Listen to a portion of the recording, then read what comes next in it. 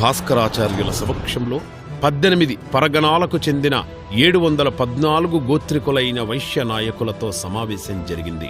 102 గోత్రికులైన వైశ్య నాయకులు రాజుతో పోరాటానికి సిద్ధపడితే 612 గోత్రికులైన వైశ్య నాయకులు రాజుతో యుద్ధం చేసి గెలవలేమని వాసవిని రాజుకిచ్చి వివాహం చెయ్యమని చెప్పి అక్కడి నుంచి వెళ్లిపోయారు.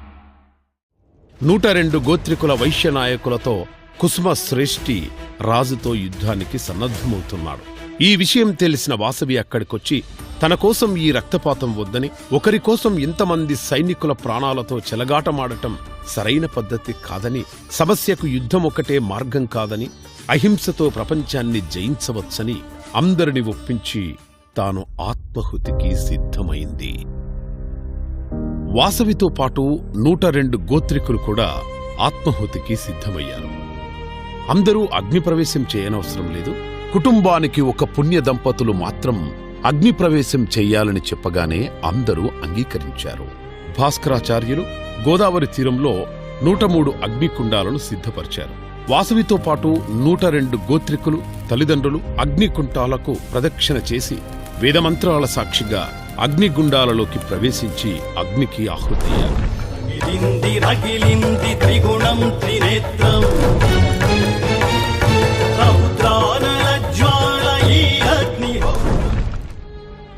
వాసవి తల్లిదండ్రులు ఆవేదనతో హృదయ విదారకంగా విలపిస్తుంటే, వాసవి సత్యలోకాన్ని శిరస్సుగా, సూర్యచంద్రులను నేత్రములుగా, తపోలోకములు లలాటముగా, లోకపాలకులు బాహువులుగా, వేదములు వాక్కులుగా, ఉభయ సంధ్యలు వస్త్రములుగా, దివ్య పద్మము వేద పుస్తకము అక్షరమాలలతో కూడిన అభయముద్రతో వాసవీదేవి రూపం దర్శనమిచ్చింది. ఈనాటి నుండి నేను మీకు కులదేవతగా ఉండి నిరంతరం మీ పూజలందుకుంటూ మిమ్మల్ని కాపాడుతూ మీ వంశాలకు ఆయురారోగ్య ఐశ్వర్య సిద్ధి కలిగిస్తూ ఉంటాను అని మాట ఇచ్చింది. అదే సమయంలో పెనుగొండ సరిహద్దుల్లో ప్రవేశించిన విష్ణువర్ధనుడికి పిడుగులాంటి ఈ వార్త తెలిసి తల 1000 ముక్కలై అక్కడికక్కడ మరణించాడు.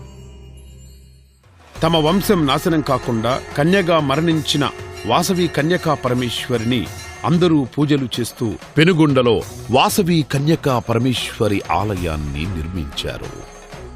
ఈ ఆలయం 6 అంతస్తుల గాలిగోపురంతో రకరకాల రంగులతో అందమైన శిల్ప కళతో అలరారుతోంది. ఇప్పుడు పెనుగొండ వాసవి కన్యకా పరమేశ్వరి దేవాలయం ఆర్యవైశ్యులకు పవిత్ర క్షేత్రం, అలాగే వైశ్యుల కాశీగా ప్రసిద్ధి చెందింది.